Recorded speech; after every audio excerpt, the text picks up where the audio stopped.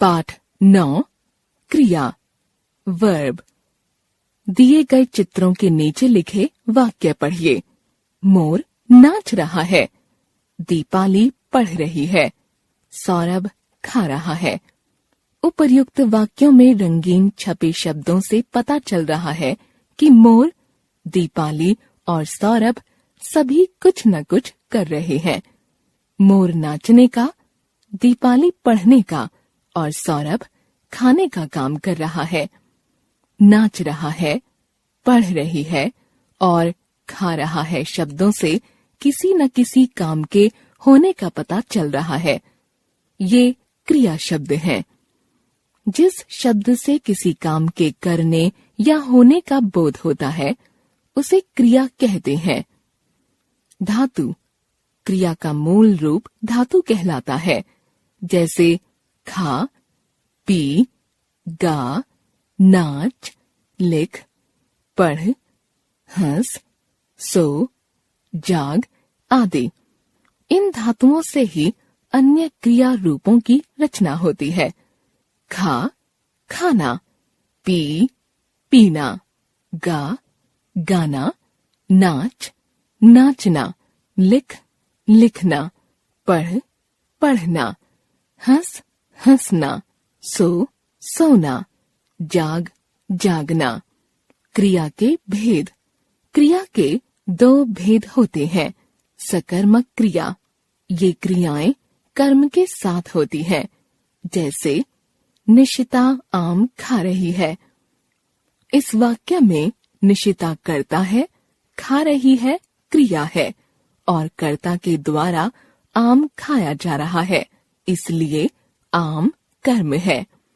इस प्रकार जब कर्ता के कार्य का प्रभाव कर्म पर पड़ता है तो वहाँ सकर्मक क्रिया होती है। उदाहरण के लिए कुछ वाक्य देखिए। देवेश पुस्तक पढ़ता है, शिमोना पत्र लिखती है, गाय घास चरती है, गगन कंप्यूटर चला रहा है, पक्षी दाना चुगते हैं, खरगोश गाजर खाता है। दिए गए सभी वाक्यों में क्रिया का प्रभाव कर्म पर पड़ रहा है, अतः सभी सकर्मक क्रियाएं हैं। जिन क्रियाओं में कर्म होता है वे सकर्मक क्रियाएं कहलाती हैं। सकर्मक क्रिया वाले वाक्यों में क्या, किसे लगाकर प्रश्न करने पर उत्तर मिल जाता है और वह उत्तर कर्म होता है। जैसे प्रश्न, देवेश क्या पढ़ता है? उत्तर, पुस्तक। प्रश्न, पक्षी क्या चुग रहे हैं? उत्तर, दाना। गगन क्या चला रहा है? कंप्यूटर। गाय क्या चरती है? घास। शिमोना क्या लिखती है? पत्र। खरगोश क्या खाता है? गाजर। अकर्मक क्रिया। इन क्रियाओं का कर्म नहीं होता है, जैसे प्रियंका सो रही है। इस वाक्य में प्रियंका कर्ता है और सो रही है क्रिया है। इसमें कर्म का अभाव है, जिसके कारण क्रिया का प्रभाव फल सीधे कर्ता हर्षा पर पड़ रहा है। इस प्रकार जब कर्ता की क्रिया का प्रभाव स्वयं कर्ता पर ही पड़ता है तो वहाँ अकर्मक क्रिया होती है। उदाहरण के लिए कुछ और वाक्य देखिए। उषा दौड़ रही है, दीपिका तैर रही है, बालक हंसता है, नेताजी आ रहे हैं। ऊपर दिए गए वाक्यों में क्रिया का कोई कर्म नहीं है। जिन क्रियाओं में कर्म नहीं होता वे अकर्मक क्रियाएं कहलाती हैं।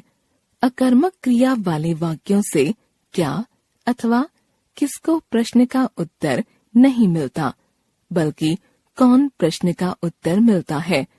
जैसे दीपिका तैर रही है। प्रश्न, दीपिका क्या कर रही है? उत्तर, प्रश्न चिन्ह। प्रश्न, कौन तैर रही है? उत्तर, दीपिका। क्रिया के कुछ अन्य भेद। सहायक क्रिया। मुख्य क्रिया को स्पष्ट करने के लिए सहायक क्रिया का प्रयोग किया जाता है।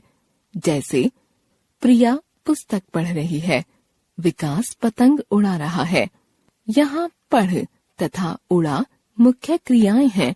इन्हें स्पष्ट करने के लिए रही तथा रहा सहायक क्रियाओं का प्रयोग किया गया है। संयुक्त क्रिया। संयुक्त क्रिया में दो या दो से अधिक क्रियाएं एक साथ प्रयोग की जाती हैं। जैसे शेर दहाड़ने लगा, पिताजी चले गए। यहाँ वाक्यों में दहाड़ने लगा तथा चले गए दो दो क्रियाओं का प्रयोग हुआ है। ये संयुक्त क्रियाएं हैं। द्विकर्मक क्रिया। जब वाक्य में दो कर्म होते हैं तो क्रिया द्विकर्मक होती है। जैसे माँ बालक को दूध पिलाती है, सुप्रिया पौधों को पानी दे रही है।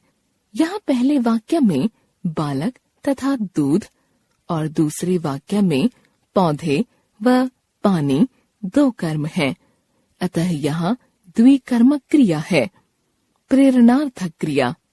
जब कर्ता स्वयं कार्य न करके किसी दूसरे से करवाता है तब वहाँ प्रेरणार्थक क्रिया का प्रयोग होता है।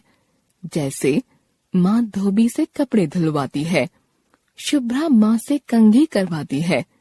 इन वाक्यों में माँ तथा शुभ्रा दोनों कर्ता हैं, लेकिन दोनों अपने कार्य स्वयं न करके किसी और से करवा रही हैं।